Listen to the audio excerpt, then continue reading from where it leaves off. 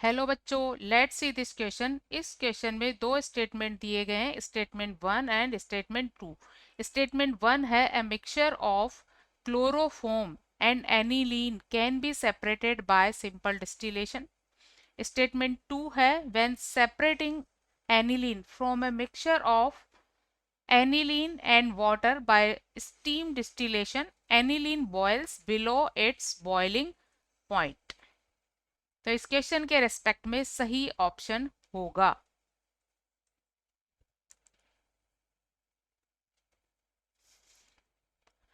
बच्चों, क्लोरोफॉर्म का boiling point होता है करीब 66 डिग्री सेल्सियस और एनिलीन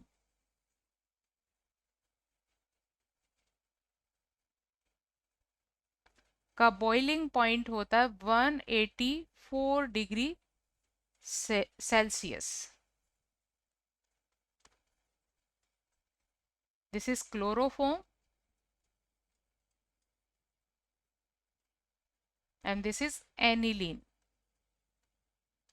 और इन दोनों कंपाउंड के बॉइलिंग पॉइंट डिफरेंस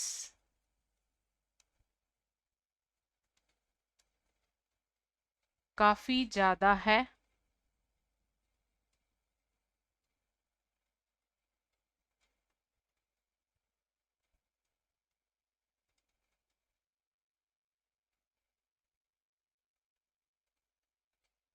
करीब करीब 118 डिग्री सेल्सियस या केल्विन का इसमें डिफरेंस है।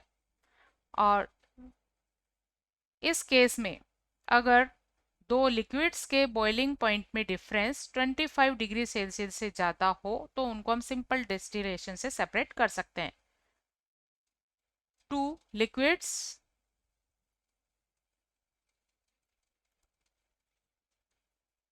whose boiling point difference is greater than 25 degrees Celsius can be separated by simple distillation।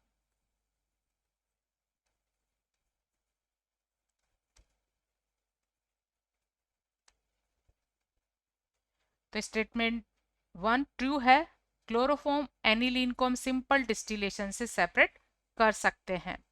Second statement में गिवन है कि एनिलीन को स्टीम डिस्टिलेशन से जब सेपरेट किया जाता है तो उसका बॉइलिंग पॉइंट उसके प्योर फॉर्म के बॉइलिंग पॉइंट से कम होता है।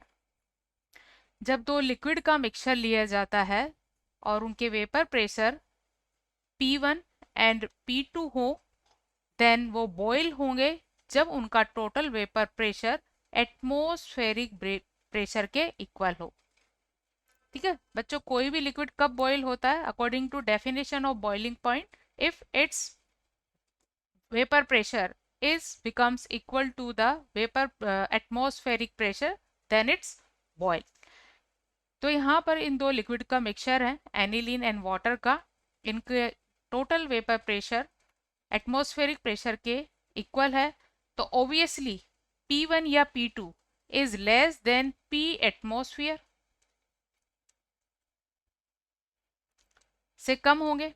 अब इनके वेपर प्रेशर अगर कम होंगे तो बॉइलिंग पॉइंट भी कम हो जाएंगे। As vapour pressure decreases, boiling point also decreases. तो यहाँ पर एनिलीन का बॉइलिंग पॉइंट कम होगा। अगेन सेकेंड स्टेटमेंट भी सही है। तो इस क्वेश्चन का आंसर होगा first A, both statement 1 and 2 are true। Best of luck.